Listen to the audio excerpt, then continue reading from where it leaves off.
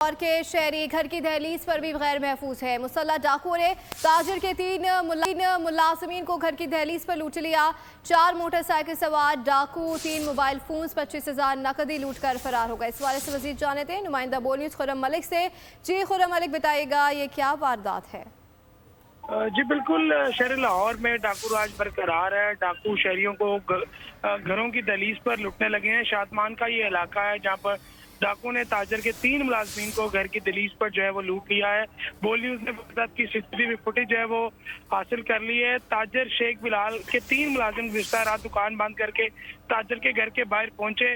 4 motor cycle سوار ڈاکو اسلحے کے زور پر تینوں ملازمین سے گھر کی دہلیز پر 3 موبائل فون اور 25,000 اسلحے کی زور پر لوٹ کر فرار ہو گئے ہیں۔ 15 پہ کال کرنے پر جو سب انسپیکٹر موقع پر پہنچا ذوالفقار تینوں ملازمین کو جو ہے وہ تھانے لے گیا ہے۔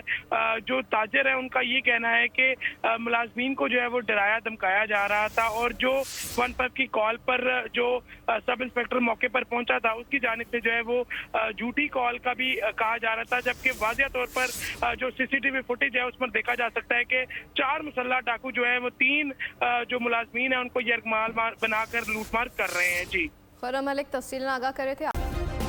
سبسکرائب کریں اور بیل دبائیں تاکہ کوئی خبر رہ نہ جائے۔